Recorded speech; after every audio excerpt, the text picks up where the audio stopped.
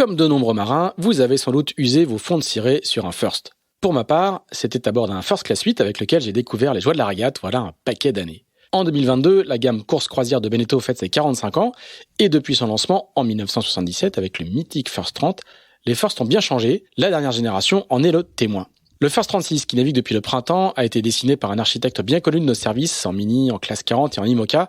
Je veux parler bien sûr de Sam Manuar, qui a dessiné une carène puissante et confortable, qui plane des 15 nœuds. Le First 44, lui, a été dessiné par Roberto Biscontini. C'est un vrai petit yacht doté d'une version performance avec mât carbone et quille longue. Il sera dévoilé lors du Cannes Yachting Festival du 6 au 11 septembre. L'occasion idéale pour découvrir ces deux nouveaux First sur le stand Beneteau à Port-Canto.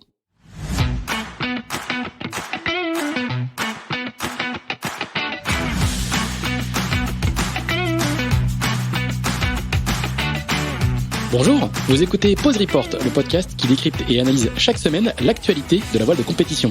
Pause Report est produit par Tip & Shaft, le média des professionnels et des passionnés de voile de compétition. Tip & Shaft, ce sont 2 newsletters hebdomadaires en français et en anglais, des podcasts, des événements, des formations, ainsi qu'un festival du film et un studio de production de contenu que vous pouvez retrouver sur tipandshaft.com. Je suis Pierre-Yves Gautreau et je vous souhaite la bienvenue dans Pause Report.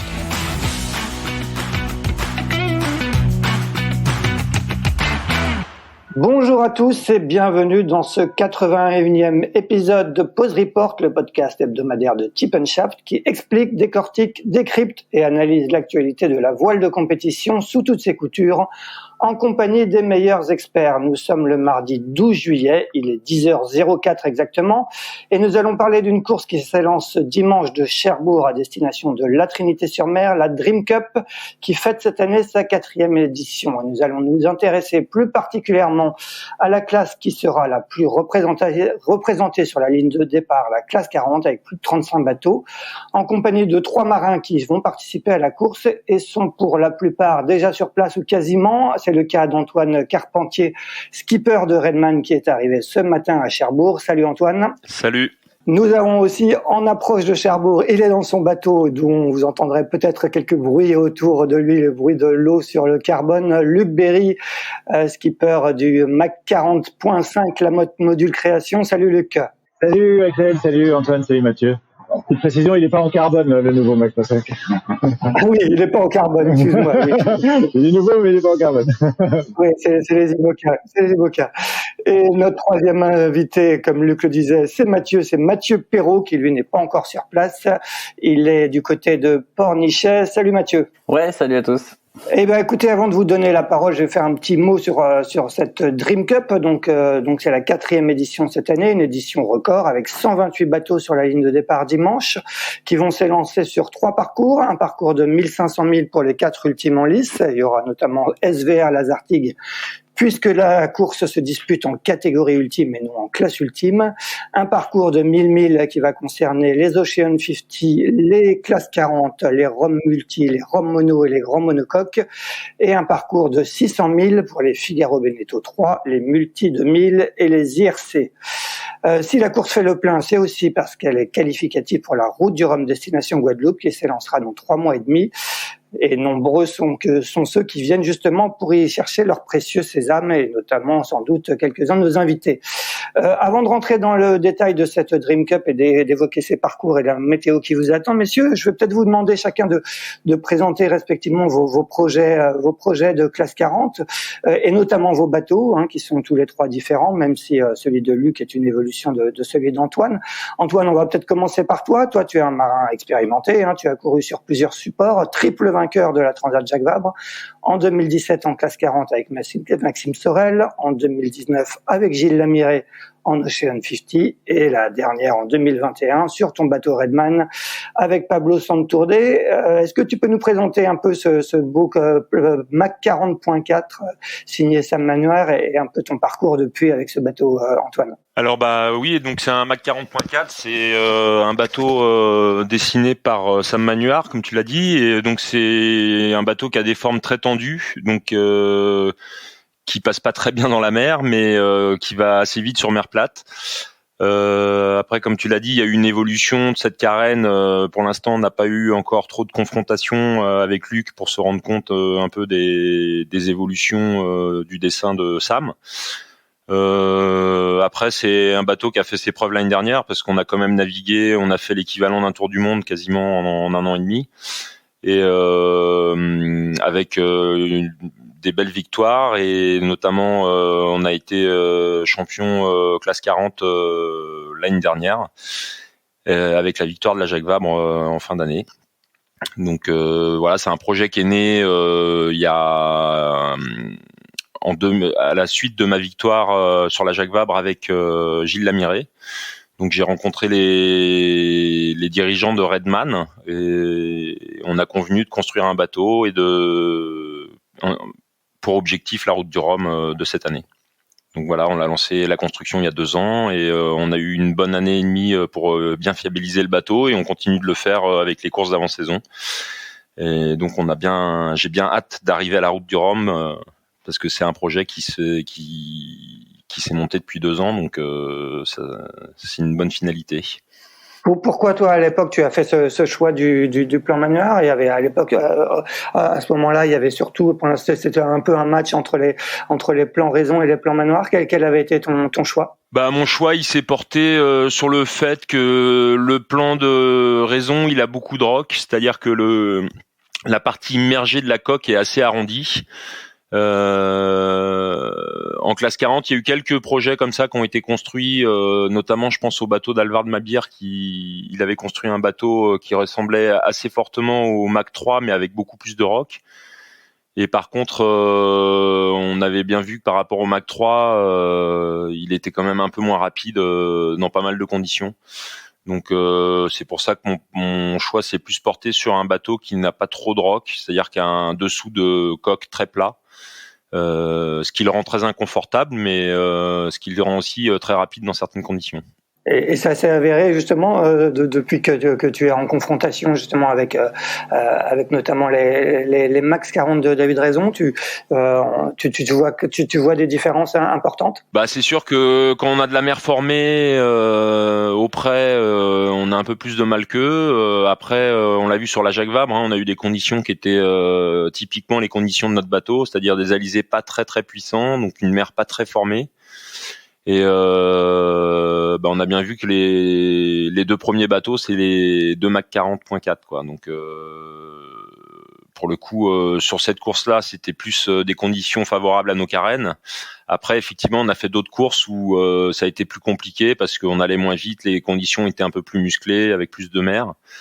Et du coup, voilà, c'est pour ça qu'on gagne pas toutes les courses, mais il y a aussi les erreurs humaines, bien sûr, mais il y a aussi le fait que tu possèdes ou pas un bateau qui est rapide dans les conditions que tu rencontres en fait. Donc c'est pour ça que moi je dis souvent qu'une victoire c'est aussi une part de réussite, parce que comme nos bateaux sont tous différents, il faut quand même avoir la petite chance qui fait que que tu rencontres les conditions où ton bateau est rapide.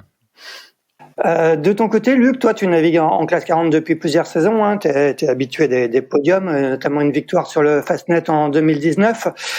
Tu avais, toi, un Mach 40.3 dont tu avais modifié l'étrave. Tu as mis à l'eau donc ce nouveau bateau le 1er juin, toujours un plan Manoir, donc un Mach 40.5. Pour toi, c'était indispensable de faire un nouveau bateau pour rester compétitif? Oui, alors en effet, moi j'ai fait 4 ans de Mach 3, donc le Mach 3 qui était un bateau qui gagnait quand même pas mal de courses, comme Antoine disait, lui il avait gagné la Jacques Vabre avec Maxime sur les siens.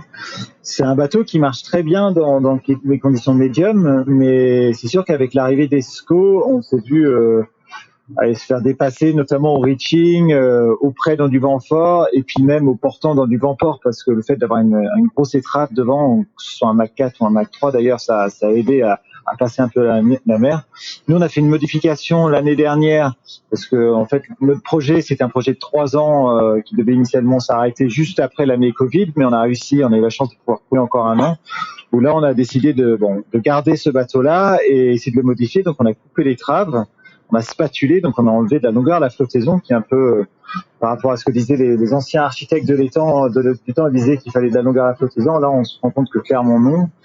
Et on a réussi mais c'est un peu comme disait Antoine, c'est en fonction des conditions. On a eu des conditions l'année dernière où ça revenait souvent par derrière. On a eu une Jacques Vabre où il y a eu du temps médium entre guillemets, et on a réussi à accrocher quelques podiums et une belle 5e place avec Achille là sur la Jacques Vabre.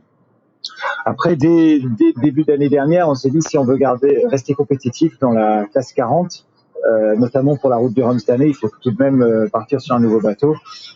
Faut préciser, là je pense qu'il y a une trentaine. Mon ancien bateau, le 153, c'était un des derniers bateaux entre guillemets pointus, et là aujourd'hui le nôtre c'est le 185, un des derniers. Donc il y a quand même eu 30 SCO.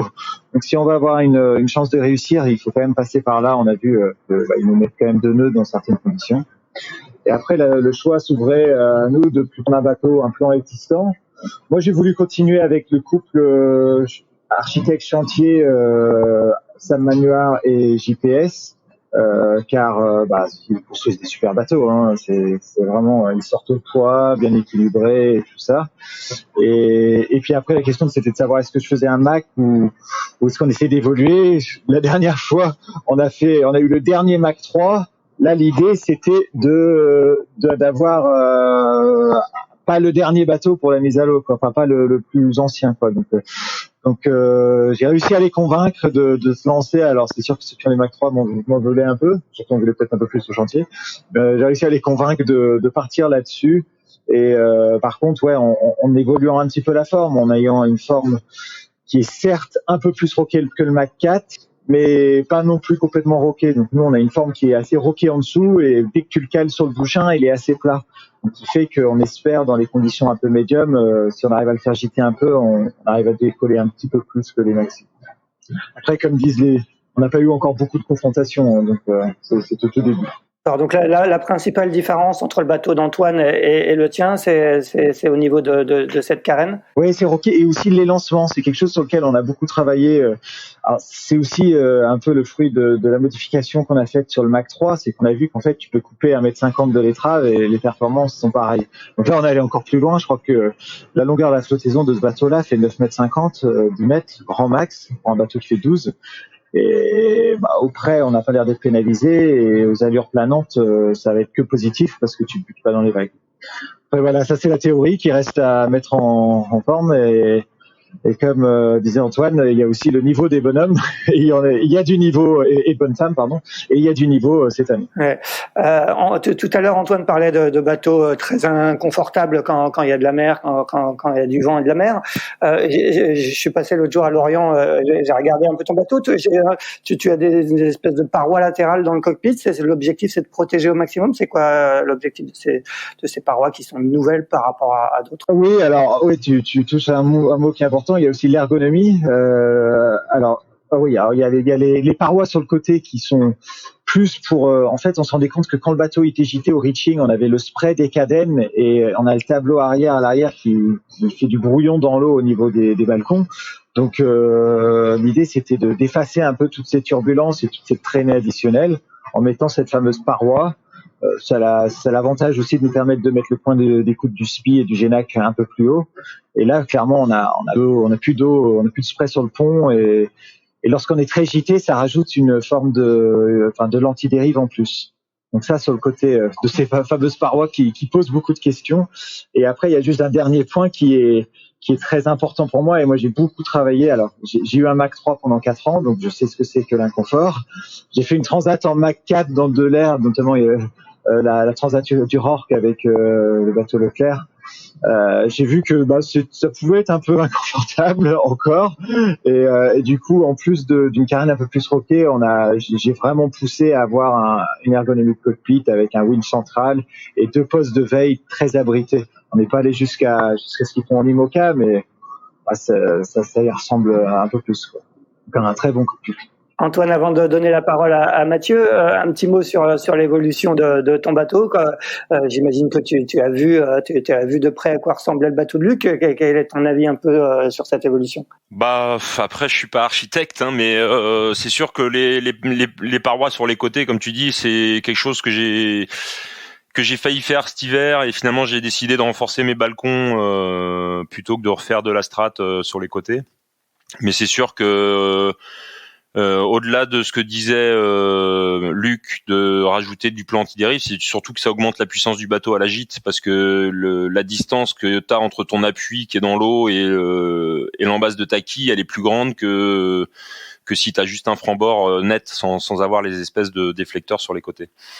Donc ça, j'y avais pensé déjà, j'ai failli le faire cet hiver, puis finalement je l'ai pas fait. Peut-être l'hiver prochain, on verra si on garde le bateau. D'accord.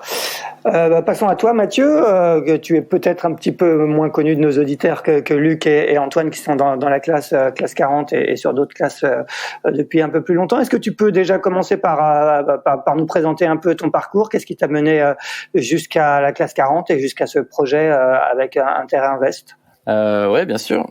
Ce qui a mené à ce projet, c'est la Mini Transat 2019, qui était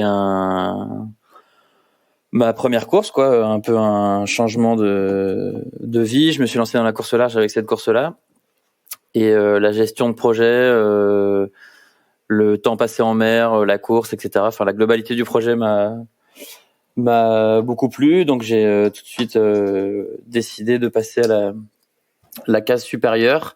Et pour moi, la classe 40, c'est une marche super au-dessus du Mini, parce que les bateaux sont relativement simples. Le projet pas encore trop gros à gérer. Il y a clairement une marche entre les deux, mais ça me paraissait envisageable. Et voilà, donc ça m'a quand même pris 2 ans pour monter ce projet. Entre la rencontre avec les investisseurs qui ont financé le bateau et la rencontre avec Interinvest il y a 1 an en sponsor titre. Donc voilà un peu comment est né ce projet. Et après, pour dire un petit mot sur mon bateau, c'est le même chantier qu'Antoine et Luc. Et c'est d'ailleurs la première chose qu'on a choisie, nous, c'est le chantier.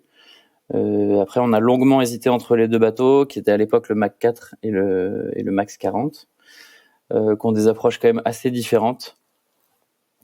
C'est très difficile de départager quelque chose bien de quelque chose de bien. Donc on a pas mal hésité, et moi je me suis dirigé vers un bateau que je sentais un peu plus polyvalent, peut-être un peu plus facile à faire marcher en moyenne, et qui capitalise notamment sur ce qui étaient mes points forts et points faibles à l'époque, c'est-à-dire un bateau très bon, enfin plutôt bon dans le petit temps, ce qui est pas mon point fort, et plutôt bon dans le gros temps, ce qui est plutôt des conditions dans lesquelles je me sentais à l'aise. Donc je trouvais ça bien de pouvoir appuyer sur ces 2 conditions. Et puis les résultats du bateau étaient quand même assez édifiants, et comme l'a dit Antoine, ça dépend vraiment des conditions, hein. C'est des bateaux assez typés l'un comme l'autre, donc voilà. Mais en tout cas, on est très content de notre bateau aujourd'hui. Tu parlais de changement de vie. Tu faisais quoi dans ta vie précédente? Je suis architecte, mais je construis pas des bateaux. D'accord. Et c'est un métier très différent, hein. Les archis navals sont quand même plutôt pour moi des ingénieurs, là où nous on fait vraiment pas de calcul. En tout cas, moi j'ai vraiment pas une approche scientifique de l'architecture. Donc les carènes, etc. Il fallait me les expliquer quand même avec des mots à peu près intelligibles. Et ce qui est pas forcément évident. Mais non, moi j'ai vraiment, comme disait Luc, nous on est plutôt le dernier bateau d'une série. C'est le 5e raison et a priori le dernier. Donc on a plutôt suivi. Moi j'ai fait aucune modification sur notre bateau. D'accord. Tu as participé à la Transat Jacques Vabre l'année dernière, mais par contre c'était pas sur ce bateau, hein, c'était sur un bateau que tu avais loué, c'est ça? Ouais, tout à fait. Donc, on s'est rencontrés avec Interinvest, et face à l'enthousiasme, je leur ai proposé de meubler le temps entre la mise à l'eau de notre bateau et le moment où on s'est rencontrés en faisant cette Transat Jacques Vabre. Donc on a trouvé un bateau qui est un Aquilaria RC3 et qui est clairement dans la catégorie des pointus, comme on dit maintenant. Donc c'était la même chose que j'avais vécu en Mini, c'est-à-dire un bon bateau relativement fiable et sympa à naviguer, mais qui est clairement un cran en dessous en termes de performance. Donc c'était une super expérience. J'ai appris beaucoup de choses, mais c'est sûr que c'est un peu frustrant de vraiment pas pouvoir jouer devant parce que les autres bateaux vont plus vite. Donc ça, c'était la condition numéro 1 de relancer un projet. Enfin, il y avait 2 conditions. C'est d'une part que ce soit à plein temps, donc ça devienne mon métier. Et deuxième chose, d'avoir un bateau capable de jouer aux avant-postes pour pouvoir intégrer cette notion de performance et d'apprentissage maximal, quoi. D'accord. Et tu as un passé de régatier. Avant d'arriver sur la Mini en 2019, tu as couru sur d'autres supports. Tu as suivi la filière peut-être classique. Tu as fait du dériveur, des choses comme ça. Non, pas du tout. Non, pas du tout. J'avais à peu près pris aucun départ de course avant la Mini. D'accord. J'ai toujours un peu navigué, pas beaucoup, hein, mais j'étais moniteur de voile et c'était, en gros, ça occupait mes étés, quoi. Mais non, j'étais plus à faire de la planche à voile que de la régate jeune. D'accord. Bon, apparemment, tu le disais, le bateau a l'air de bien marcher. Tu fais troisième de la Normandie Channel Race là qui s'est courue au mois de mai avec Kevin Bloch. Raconte-nous un peu cette course et est-ce que le résultat est conforme à ce que tu espérais, au-dessus de ce que tu espérais? Le résultat est clairement au-dessus de ce que j'imaginais. Après, ça dépend des objectifs qu'on se fixe. J'essaye d'être lucide sur le fait que les coureurs, beaucoup de coureurs, dont les deux qui sont là avec nous, ont beaucoup plus d'expérience que moi et donc au passage beaucoup plus de connaissances. Donc j'essaye de rester humble vis-à-vis de ça. Mais j'ai quand même un passé de compétiteur et on a un bateau qui peut gagner sur le papier, ça je le sais. On bosse beaucoup, on s'entraîne fort, donc il n'y a pas de raison qu'on puisse pas gagner des courses sur le papier, quoi. Donc on part toujours en course en se disant qu'on y va pour gagner. Et puis si on gagne pas, on se demande pourquoi on n'a pas gagné. Ça c'est un peu mon état d'esprit pour cette année, parce que si je pars en me disant que je vais faire un top 10, bref, j'essaie de me fixer les objectifs le plus haut possible pour apprendre un maximum. Et effectivement sur cette course, ça s'est particulièrement bien passé, hein. On était au premier matin de course, on est en tête et on est resté en tête un petit paquet de temps de la course. On a pas mal oscillé entre 1, 2 et 3. Donc voilà, c'est une course très très intense sur le rythme avec Kevin que je connaissais déjà bien, avec qui je m'entends super bien et auprès de qui j'ai vraiment appris beaucoup de choses. C'est vraiment un super marin. Donc voilà, non, super content de cette course. Et effectivement le bateau, on en est très content parce qu'on a assez peu de problèmes de vitesse. Voilà, les choix qu'on a fait a priori sont assez bons en tout cas sur le bateau. Antoine, Luc, quel regard vous portez sur les débuts de Mathieu en classe 40? Est-ce que vous le connaissiez avant? C'est toujours, j'imagine, toujours sympa de voir arriver aussi de nouvelles têtes sur ce circuit, Luc. Ouais, alors non, on se connaissait pas du tout. Alors, j'avais vu qu'il avait fait la Mini. On s'était appelé notamment. Il m'avait appelé notamment quand il cherchait à lancer son projet. Et je sais qu'il hésitait entre un bateau neuf et occasion. Moi, à l'époque, j'avais essayé de vendre mon ancien bateau. J'ai bien fait peut-être d'acheter un bateau neuf.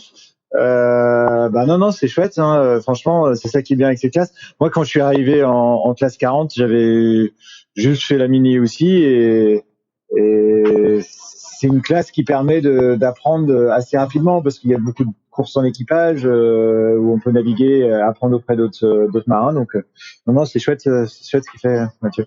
Antoine, toi tu as bataillé avec Mathieu sur la Normandie Channel Race. Quel regard tu as porté un petit peu sur leur performance avec Kevin Bloch? Batailler, je sais pas si c'est le mot au vu des résultats qu'on a produits, mais oui, on l'a vu passer au large la première nuit en Manche là et Mathieu, je le connaissais pas depuis, j'avais la classe mini, je la suis pas énormément, donc je savais même pas qu'il avait fait la mini, avant qu'il arrive en classe 40 bien sûr. Et après, on se bataille avec Mathieu aussi en entraînement à la Trinité parce que on participe aux entraînements d'Orlabel, à le nouveau centre d'entraînement de la Trinité-sur-Mer. Et du coup, je me bataille en entraînement et en course avec lui. Et c'est vrai qu'il est souvent rapide mais on lâchera rien. On va pas le laisser gagner aussi facilement. Vous ne lâcherez rien, notamment sur cette Dream Cup. On va parler maintenant un peu en détail de la course, de son parcours. C'est un parcours qui ressemble pas mal à celui du Fastnet, parce que vous allez virer le fameux rocher du Fastnet et au lieu de terminer en Manche, vous irez terminer à la Trinité chez toi, Antoine. Quel regard, Antoine, tu portes sur ce parcours? C'est un parcours que vous connaissez plutôt bien, que vous avez l'habitude de suivre. C'est sûr que d'aller au Fastnet, on commence à avoir l'habitude, ne serait-ce que entre les Rolex Fastnet Race organisés par nos amis anglais et la Normandie Channel Race, c'est un phare qu'on voit plusieurs fois par an. Donc c'est un coin qu'on connaît souvent, qu'on connaît bien, je veux dire, pardon.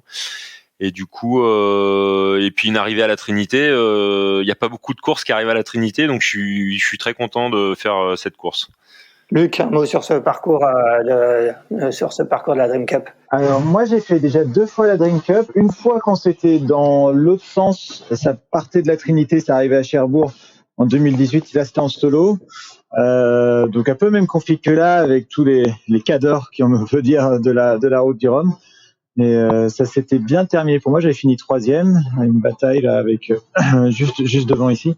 Et on l'a faite en 2020. Là c'était en équipage, c'était dans l'autre sens, c'était Cherbourg à la Trinité.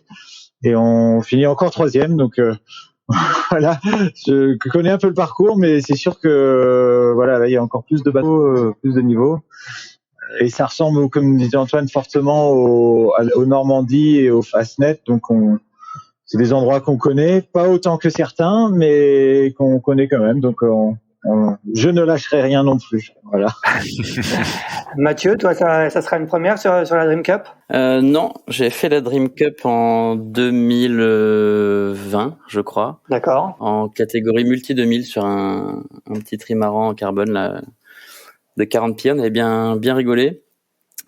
Et c'est sûr que je connais un peu moins le parcours que les autres, bien que on soit assez souvent emmené à y aller. Après, aller au Fastnet, c'est assez théorique, parce que sur les 4 courses que j'ai faites qui devaient aller au Fastnet, j'ai vu le Fastnet qu'une seule fois.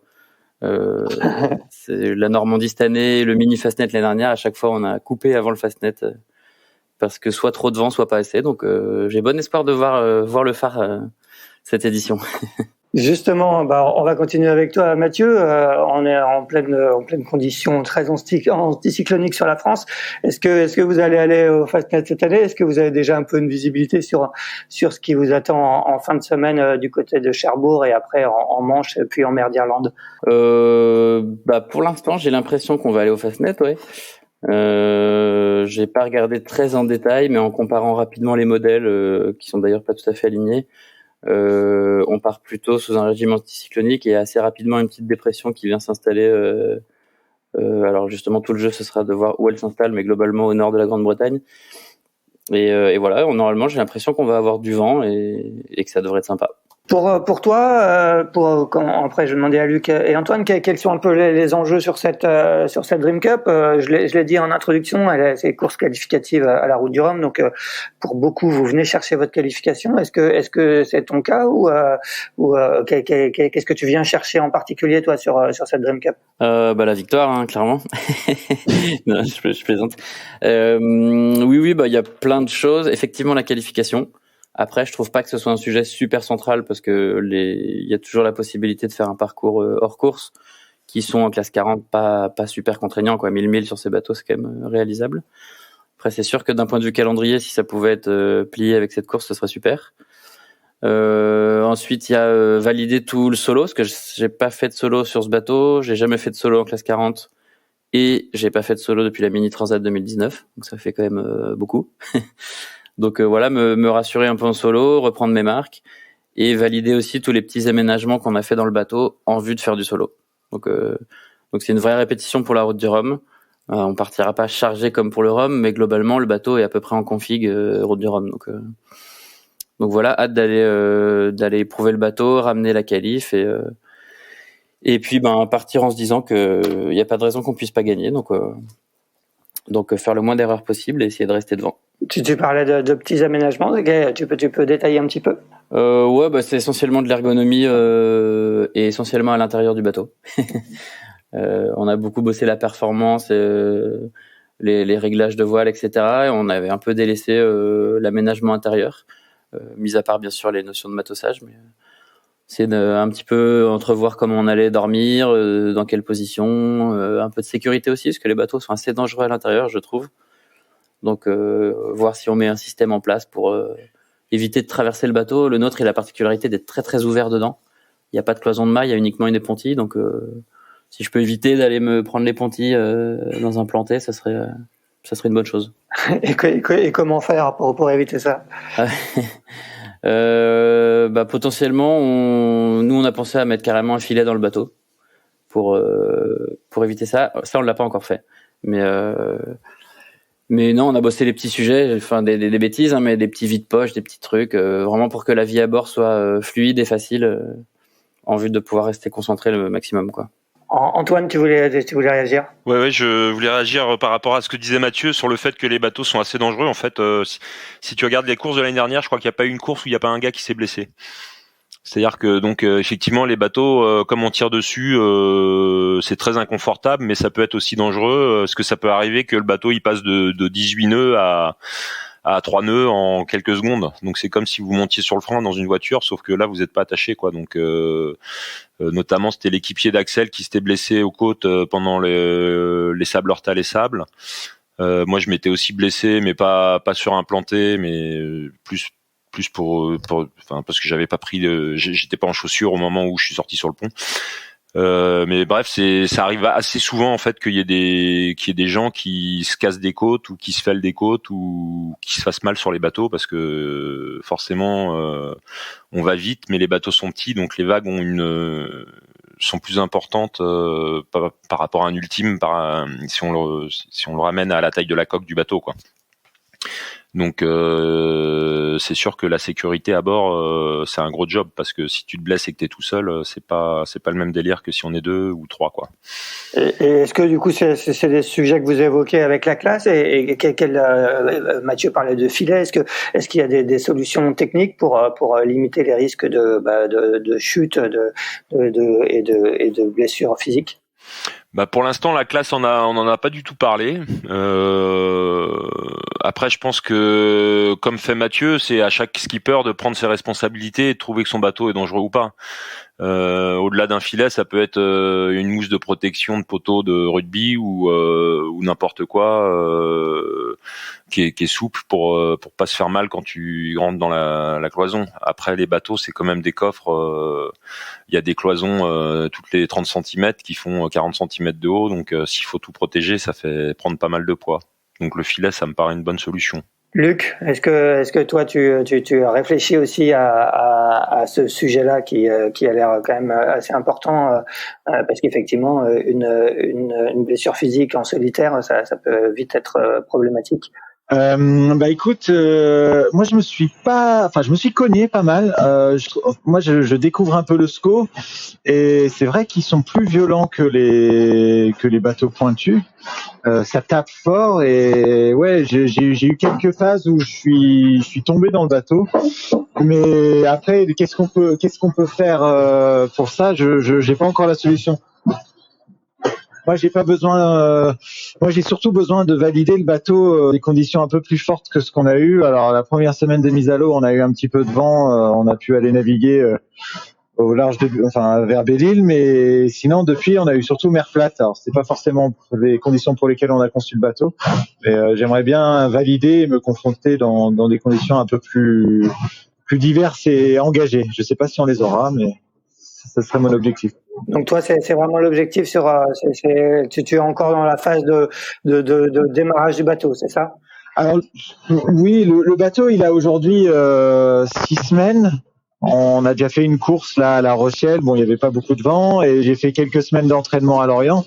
Donc clairement, j'ai découvert un peu le bateau. Après là, c'est plus continuer à. Mathieu, là, moi, j'ai pas fait non plus de solo depuis la Route du Rhum. Non, si c'est pas le cap d'Antoine aussi, depuis le Route du Rhum 2018. Donc, c'est se remettre dans une phase où on passe du temps en mer, où on fait 5-6 jours tout seul, avoir des galères, parce que des galères, le principe un peu de la course au large, c'est qu'on sait qu'on aura des galères, mais on sait pas lesquelles et on sait pas comment on va les résoudre. En 2018, j'avais passé pas mal de temps à monter en haut du mât, notamment pour le Rhum. Là, j'espère que ce sera pas le cas. Mais voilà, c'est toutes ces choses-là qu'il faut se remettre en tête. Puis après, pour les objectifs de course, on essaie de jouer avec les premiers, ça c'est sûr. On va faire ce qu'on peut. Antoine, toi, tu as quasiment 2 ans de classe 40 maintenant sur ton bateau. Toi, c'est clairement un objectif de performance sur cette Dream Cup. Alors 2 choses. Moi, contrairement à mes petits copains, j'ai fait qu'une seule course en solitaire dans ma vie, qui est la Route du Rhum, en 2018. Parce que j'ai eu une carrière plutôt d'équipier de choc, on va dire, sur différents bateaux. Après, le solitaire et le double, c'est quasiment la même chose en fait. C'est pas exactement pareil parce que le stress n'est pas le même quand t'es tout seul ou à deux. Parce que quand tu vas dormir et que t'es tout seul, tu dors vraiment que sur une oreille, quoi, on va dire. L'objectif de performance, il est à chaque fois que je m'inscris à une course. Moi, je suis un compétiteur dans l'âme, donc j'y vais pour gagner, même si je sais que je suis moins expérimenté que les 3/4 des coureurs qui s'alignent sur cette course. Après, mon bateau, je le connais très bien. On l'a fait évoluer un petit peu, les voiles aussi. J'en apprends tous les jours encore sur mon bateau, même en convoyage, j'ai envie de dire. Donc, je continue à prendre en main mon bateau et même si j'ai une connaissance certaine du support avec le nombre de milles que j'ai fait, ça c'est sûr. Ouais.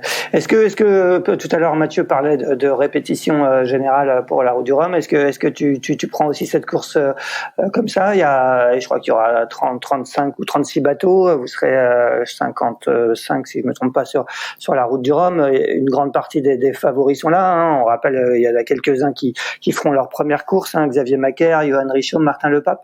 Est-ce que tu le prends aussi comme une espèce de répétition générale à tous les niveaux, au niveau de la confrontation sportive, mais aussi de la configuration de course? Alors, c'est sûr que c'est un peu une répétition générale. C'est sûr que c'est une qualification à la Route du Rhum, donc tout le monde sera dans des conditions Route du Rhum.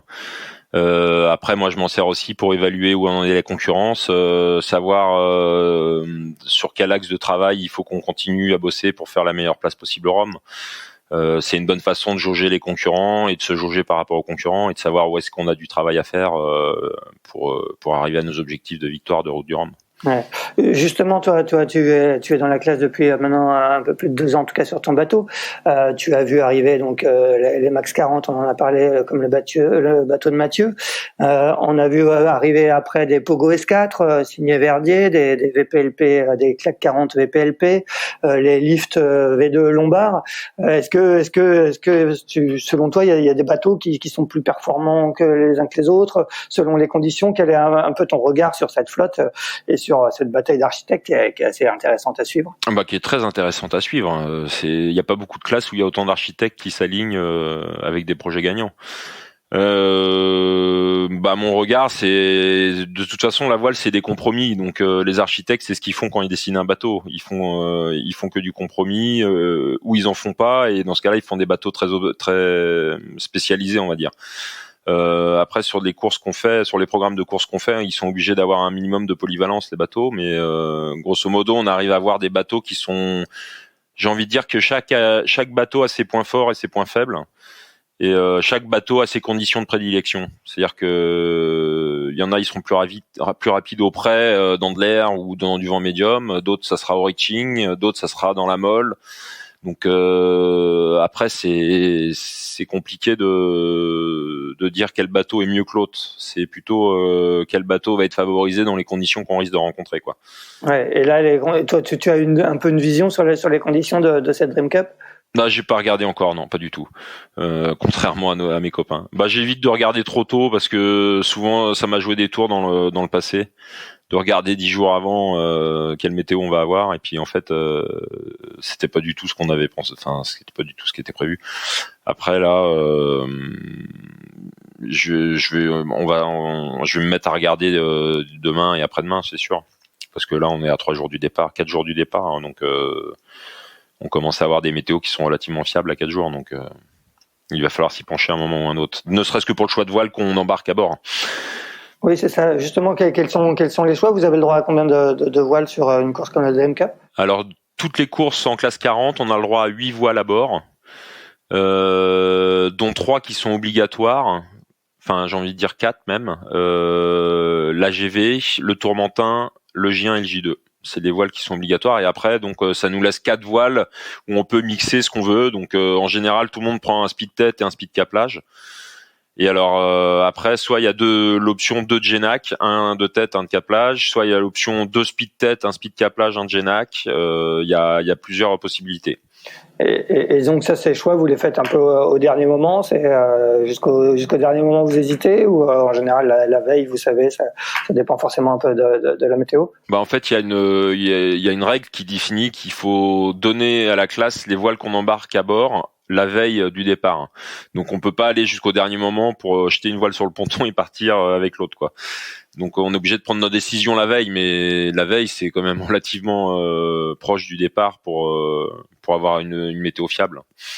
Mathieu, de ton côté, toi, quel regard tu portes un peu sur le plateau de cette Dream Cup et sur toutes ces différences de bateaux, d'architectes? Le regard que je porte sur le plateau, il est très impressionné parce que il y a vraiment des coureurs de dingue que je suis depuis un paquet d'années et donc je suis super fier de pouvoir courir avec eux. À la fois assez impressionné aussi, je dois dire, mais c'était déjà un peu le cas sur la Normandie et on a réussi quand même à pas se laisser trop impressionner, je pense. Mais en tout cas, c'est sûr que c'est une richesse de dingue de voir tous ces coureurs arriver là. Enfin, déjà le niveau était bon au moment où j'ai décidé de faire du classe 40, mais là de voir un paquet de figaristes converger vers la classe 40 et tous les anciens qui refont des bateaux et qui restent dans la classe. C'est vraiment incroyable. Je trouve ça dingue qu'il y ait autant de gens qui visent la victoire. C'est-à-dire que, enfin là sur le Rhum, on va être, je sais pas combien il y a de bateaux de dernière génération, mais peut-être 25, peut-être la moitié des coureurs vont viser la gagne. Je trouve ça vraiment assez incroyable et super stimulant. Et voilà, c'est pas de la monotypie, comme on a dit, on a des bateaux relativement différents, mais il y a vraiment un match, en tout cas à tous les niveaux. Et sur des parcours comme ça où on risque de rencontrer des conditions très variées, je pense qu'il y aura beaucoup de changements en tête de flotte, donc c'est ça qui rend le truc vraiment hyper intéressant. Même si c'est très dur de gagner une course, je pense, ça fait que on apprend à chaque fois, chaque nave, chaque entraînement, chaque convoyage, quand on convoie les uns avec les autres, on apprend vraiment énormément de choses. Donc j'ai hâte d'en découdre sur cette course pour continuer d'apprendre un maximum de choses. Ouais. Luc, toi, tu te sers aussi de cette course pour préparer la Route du Rhum. Route du Rhum dont tu avais pris la 6e place, si je me trompe pas, en 2018 sur ton Mac 43. Est-ce que pour toi, ce projet, il est tourné vers la Route du Rhum? Donc l'objectif pour toi, c'est clairement d'aller chercher la victoire ou le podium sur la Route du Rhum? Oui, on a construit le projet avec les partenaires comme ça. Ça fait 4 ans qu'on fait du classe 40. On a déjà fait une Rhum en 2018. Là, on a fait un bateau neuf sur mesure. Donc là, on veut dire, j'ai plus le droit de dire que j'y vais juste pour la balade, ça c'est sûr. Moi, au fond de moi, je pense que à chaque course, j'ai envie de gagner. J'ai envie de faire podium, j'ai envie d'être devant. Un peu comme disent les autres. Après, j'ai toujours du mal à exprimer et dire j'y vais pour la victoire parce que je trouve que c'est un peu, enfin, il faut être humble vis-à-vis de tout le monde, mais en tout cas, dans ma tête, c'est clair, quoi. J'y vais pour être sur le devant de la scène. Là, la Route du Rhum, c'est autre chose. C'est une course longue, où tout plein de choses peuvent arriver. C'est en solo. Je trouve que cette Dream Cup va aussi révéler un peu aussi les projets, parce que là, on a fait beaucoup de doubles et c'est quand même pas la même chose quand on est en solo. On sait un peu quel bateau va vite. Et là, on commence à savoir quels bateaux vont vite et quels bonhommes vont vite. Là, maintenant, c'est un ensemble de tout ça qui va faire que plus ça a une part de réussite. Sur une course comme une Dream Cup, c'est un peu comme des Normandies où tu peux te faire coincer du mauvais côté d'une porte de courant et une ou deux personnes partent devant, voire une partie de la flotte. Et tu puisses pas revenir ou que tu puisses revenir. Donc, je pense qu'il va falloir être patient et se dire que rien sera fait jusqu'à l'arrivée. Ouais, c'est typiquement une course de passage à niveau. On l'a d'ailleurs vu sur les précédentes éditions. C'est souvent, il y a souvent eu des gros passages à niveau. Pour toi, sur une course comme la Dream Cup, comment tu prépares un peu la météo? Tu travailles ça en groupe ou seul de ton côté? Oui, alors on travaille avec Lorient Grand Large. On a un météorologue, c'est Tristan Dumas. Et on échange aussi avec notre coach Tanguy Le Glatin qui normalement devrait nous faire un petit météo au prédépart aussi. Et puis sinon on regarde ça de notre côté. Pareil, plutôt à partir de demain, après-demain. J'aime pas trop regarder en avant. Ça te met dans un état d'esprit où tu dis ça va être de la molle ou ça va être du vent fort, alors que ça peut tout changer vraiment dans les jours qui précèdent. Et donc là, déjà arrivé, se remettre de ce petit convoyage de 2 jours, qui était au final un peu reposant à la fin, parce que nous, on a fait un petit peu de moteur pour essayer d'être à l'heure pour le rendez-vous. Mais on était en mode course, c'était sympa. Là, on a tricoté dans les cailloux, enfin, des passages là, à fin de Bretagne. Donc, j'étais pas passé, j'ai suivi un certain Axel Tréhin là-dedans. Et non, c'est une chouette mise en jambe. Antoine, Mathieu, vous travaillez la météo ensemble du côté de la Trinité. Mathieu, si tu veux prendre la parole. Ouais, moi je voulais juste corriger un petit truc, enfin revenir sur un petit truc par rapport à ce que disait Luc, en disant que par rapport aux objectifs, je pense que dire qu'on vise la victoire, c'est pas forcément un manque d'humilité, tu vois, c'est clairement la définition du projet, de dire on y va pour gagner. Et comme je disais tout à l'heure, si on gagne pas, on tire les conclusions de la course. Les 2 courses que j'ai déjà faites cette saison, j'y allais pour gagner, j'ai pas gagné, mais je suis quand même très content du résultat parce que j'ai appris ce que je voulais, je pense pas, j'ai pas de regrets sur la course, etc. Alors voilà, c'est juste pour préciser un peu l'objectif. Ah oui, non, je disais pas ça par rapport à ce que tu as dit, Mathieu. C'est juste, il y a des gens dans leur tête, ils arrivent à l'exprimer verbalement, et moi j'ai un peu plus, tu vois, plus de mal, quoi. C'est dans ma tête, mais j'ai du mal à le sortir. Voilà, mais on m'a dit qu'il fallait que je le sorte plus. Donc, je pense que votre discours est la bonne. Hein. C'est ton éducation anglaise, ça, Luc. Ouais, c'est mon humilité anglaise, ouais, c'est ça. Ouais. Et oui, pour répondre à ta question, Axel, ouais, nous on travaille la météo avec le groupe de Hors-la-Baie, donc on aura des petits briefings chaque jour à partir de J-3, je crois.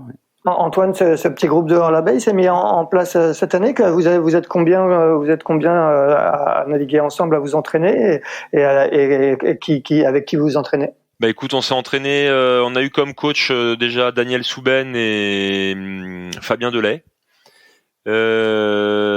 Voilà. Après, c'est tout récent. C'est la première année où le centre est vraiment effectif et propose des stages et tout ça. Donc c'est assez intéressant parce qu'il y a aussi la vision préparation aux courses, c'est-à-dire météo, comme tu viens de le dire, mais aussi technique, aussi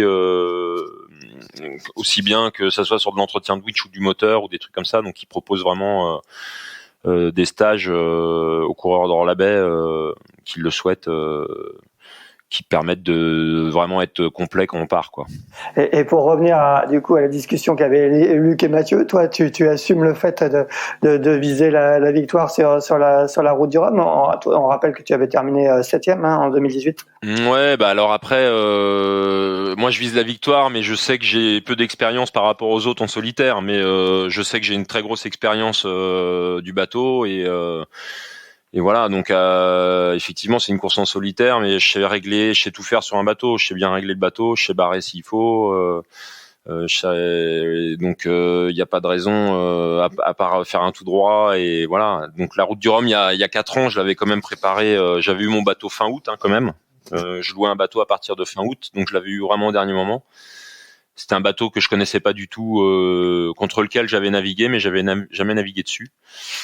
Donc en 2 mois, ça a été un peu compliqué de voir les points faibles et les points forts du bateau, surtout que il y avait pas de confrontation avec d'autres bateaux.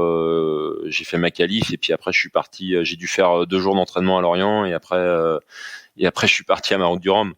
Donc là, c'est un projet qui est quand même un projet sur déjà une plus grande sur une plus longue durée, ce qui permet une meilleure préparation. C'est-à-dire que moi, j'aurai une connaissance de mon bateau qui sera bien supérieure à celle que j'avais de mon bateau il y a 4 ans. Mon bateau, j'ai pu le fiabiliser, chose que j'avais pas eu le temps de faire il y a 4 ans, donc j'avais eu des problèmes à peu près tous les jours de la route du Rhum. J'étais monté 3 fois en tête de mât, plongé une fois sous le bateau, changé une drisse, enfin bon bref, j'avais enchaîné un peu les galères. Mais écoute, après, je touche du bois, j'espère que je ferai mieux en tout cas, même si le plateau a l'air d'être un peu plus dense qu'il y a 4 ans. Pour parler un petit peu, pour finir, parlons un petit peu tous les 3 d'avenir. Aujourd'hui, la route du Rhum est bien évidemment l'objectif principal de vos projets respectifs. Est-ce que ces projets vont se prolonger après la route du Rhum? Quels sont un peu vos objectifs pour la suite, et notamment à partir de l'année prochaine? On va continuer peut-être avec toi, Antoine. Bah moi j'ai 47 ans, je pars en retraite. Hein. Non, je plaisante. Non. Bah les projets, il y a plusieurs possibilités de projets. C'est-à-dire que il faut voir ce qu'on a envie de faire et ce qui est réalisable. Moi j'attache pas mal d'importance là-dessus parce que si on se lance dans des objectifs qui sont irréalisables, on risque de rien faire du tout. Donc moi mes projets pour compléter ma carrière, on va dire que j'aimerais bien gagner la Jacques Vabre sur un 3e support. Parce que je crois qu'il n'y a aucun marin qui l'a fait encore. Et donc ça serait IMOCA ou Ultime, mais là pour la prochaine Jacques Vabre c'est trop tard, à moins de me faire inviter par quelqu'un qui a un bateau neuf et qui croit en moi. Il n'y aura pas d'Ultime sur la Jacques Vabre en 2023 parce qu'ils prépareront le tour du monde, l'Arkea Ultime Challenge. Mais bon, écoute, après voilà, donc il y avait la possibilité de partir en classe IMOCA. Plus sur un tour du monde éventuellement que en équipage que en solitaire, parce que je préfère naviguer en équipage qu'en solitaire. Je trouve ça moins dangereux déjà pour le bonhomme, et en plus c'est plus sympa dans le sens où on peut échanger avec des gens et l'échange permet la progression plus rapidement. Et puis donc voilà, après il y a aussi la possibilité de faire évoluer notre carène pour qu'elle reste compétitive dans les conditions qui lui sont peu propices. C'est-à-dire il y aurait peut-être une possibilité de faire une évolution comme Luc avait fait sur son Mach 3, c'est-à-dire de couper un peu l'étrave et de remettre un tout petit peu de rock dans la carène par l'étrave. On devait le faire cet hiver et puis finalement on n'a pas eu le temps de le faire. Donc on a pris la décision de pas le faire, quoi, soit de le reporter à l'hiver prochain, soit de pas le faire du tout. Donc voilà, après moi j'espère que je vais continuer à courir, que ça soit sur mes projets ou sur d'autres projets. Moi je suis toujours heureux sur l'eau, donc tant que je peux faire ce métier, je continue. Tu parlais de tour du monde en IMOCA, c'est The Ocean Race. T'as des pistes, tu as envoyé ton CV à quelques skippers IMOCA. Non, je cherche des sous pour avoir mon projet. Pour avoir un peu les mains libres de savoir avec qui je navigue et tout ça. Après, moi, je fais souvent avec ce que j'ai. Hein, donc, si on me propose d'aller faire une course autour du monde en équipage, il y a des chances que j'accepte, à moins qu'il y ait vraiment que j'ai mon projet à moi ou que j'ai d'autres opportunités plus intéressantes. Après, dans ma carrière, c'est un peu ce qui me manque, quoi. C'est un peu le tour du monde en équipage, quoi. Et avec Redman, vous allez continuer ou le contrat s'arrête à la fin de la route du Rhum? Alors notre contrat s'arrête à la fin de la route du Rhum, mais j'ai commencé à en parler avec eux pour savoir si on gardait le bateau ou si on le revendait, qu'est-ce qu'eux ils voulaient faire, s'ils voulaient continuer le sponsoring voile l'année après la route du Rhum ou pas. Et donc pour l'instant c'est en discussion. Voilà. Donc c'est sûr qu'il va falloir s'activer assez vite parce qu'on est déjà au mois de juillet et que l'année prochaine arrive très très vite. Et du coup, je pense qu'avant la route du Rhum, on saura déjà si on garde le bateau ou pas, je pense. Luc, de ton côté, est-ce que tu as déjà une visibilité sur l'après-Rhum? Est-ce que le projet avec Lamotte et Module Création va continuer au-delà de cette année 2022? Ouais, alors oui, j'ai la chance d'avoir des partenaires qui me suivent encore quelques années. On a prévu encore 2 ans derrière. Après, on ne sait pas encore comment, quoi. On a un super classe 40. Après, est-ce qu'il y a d'autres projets? Je pense au fond de moi, un rêve, ce serait de pouvoir faire un objectif plutôt, parlons comme ça, serait d'essayer de faire le Vendée Globe 2028. J'aimerais bien faire ça en solitaire. Après en équipage, pourquoi pas? C'est vrai qu'il faudrait que je prépare mon CV pour l'envoyer à Antoine. mais je savais qu'il avait ça en tête. Et après, la question, c'est un peu comment y arriver. Il y a aussi d'autres classes qui sont fins. Après, continuer en classe 40 encore 2 ans, c'est une chose qui pourrait m'aller. C'est le super bateau. Après, ça fait 5 ans que je suis dedans aussi. Il y a d'autres classes, il y a d'autres séries qu'on regarde aussi. Des trucs à 3 coques, des trucs voilà, qui vont un peu plus vite. Mais voilà, Le Pro Sailing Tour, par exemple? Ouais, c'est des chouettes bateaux. J'ai eu la chance d'en faire un petit peu aussi. Mais voilà, là, on a un bateau, on a un projet. L'objectif, c'est la route du Rhum. C'est sûr qu'il faut toujours avoir un coup d'avance. Jusqu'à là, j'ai réussi à peu près à le faire. Voilà, il faut continuer à réfléchir, mais il y a actuellement rien qui est acté. Je vous tiendrai informé dès qu'on a réfléchi ou dès qu'on a décidé quelque chose. D'accord, c'est bien noté. Mais l'objectif, c'est la route du Rhum et il faut vraiment rester focus là-dessus. Je pense que c'est très bien. Bien sûr. Ouais. Pour finir avec toi, Mathieu, est-ce que toi, il y a un avenir avec ton sponsor actuel Interinvest? Est-ce que vous avez déjà, est-ce que tu seras présent encore sur le circuit classe 40 en 2023? Oui, nous on a un engagement qui va jusqu'à la Transat Jacques Vabre 2023 et avec une année optionnelle jusqu'à fin 2024. Donc on sait pas encore exactement quel sera le programme de cette année, si on l'a fait ou pas.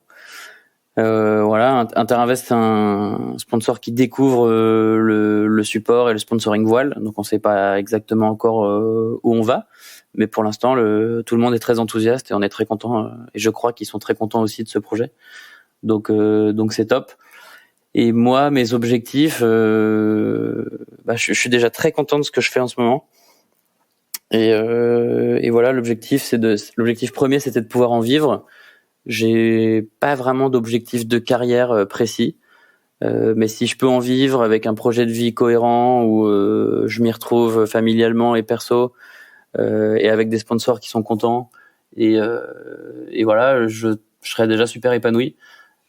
Après, évidemment que ça va passer par se fixer de nouveaux objectifs, se mettre des petits challenges et viser toujours plus haut. Donc, on sait pas exactement où on ira, mais voilà. Donc, pour l'instant, la classe 40, c'est super. Moi, je suis personnellement assez attiré par les multicoques.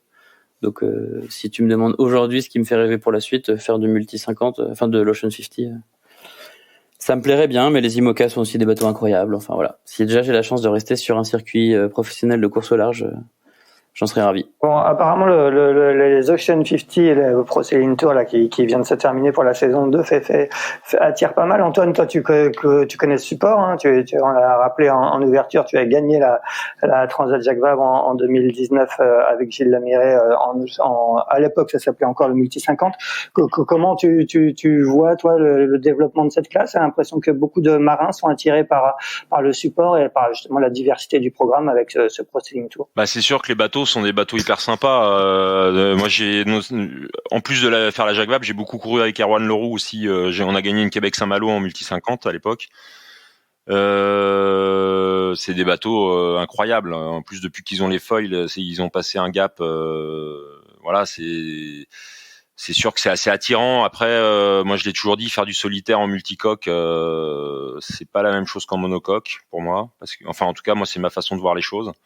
Parce que les bateaux, en monocoque, on s'endort, il y a une risée, le bateau il se couche, il se remet tout droit et on continue. En multicoque, il s'inverse et puis on attend les secours, quoi. Donc, j'aime pas trop être dépendant des autres pour ma survie. Donc, c'est pas le genre de situation que j'aimerais rencontrer. Après, c'est sûr que de faire du multicoque entre trois bouées ou en équipage ou en double. Ça pourrait très bien m'attirer et voilà. Après, il faut aussi se focaliser sur un projet et pas essayer d'en avoir 15. Mais comme dit Luc, ce qui est important là, la première chose, c'est la route du Rhum. Et je pense que l'erreur que font beaucoup de marins, c'est de se projeter sur les années qui sont à suivre avant l'événement qui est leur objectif. Et du coup, il y a une sorte de déconcentration qui se passe et moi, c'est pour ça que je préfère passer toute mon énergie sur mon objectif de cette année et effectivement, ça va peut-être me mettre dans une position délicate l'année prochaine si j'ai pas trouvé de sous ou si j'ai pas trouvé de partenaire ou de bateau ou de projet de navigation. Mais encore une fois, moi, je construis une carrière sportive, donc comme à peu près tous les marins qui courent depuis des années et pour arriver à avoir la carrière dont on rêve au début quand on commence, il faut pas se disperser, il faut vraiment rester focus sur les objectifs. Ce qui est un peu un contresens parce que nos métiers nous demandent souvent de voir un peu à l'avance ce qu'on veut faire pour bien le faire.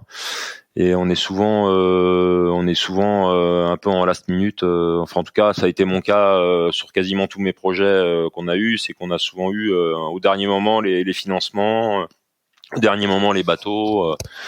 Sauf là cette année avec Redman, mais tous les autres projets que j'ai eu avant, c'était un peu comme ça. Donc c'est pour ça que cette année-là, j'ai pas envie trop de me disperser à savoir ce que je vais faire l'année prochaine.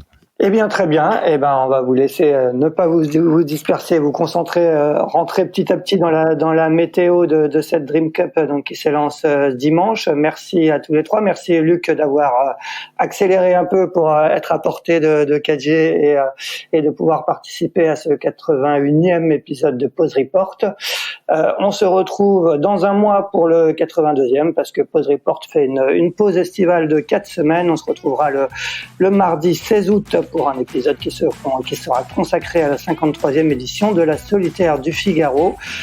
D'ici là, je vous souhaite un bel été à tous, une bonne navigation à tous les trois sur la Dream Cup et à très bientôt. Merci beaucoup et bonnes vacances à vous alors. Bonnes vacances.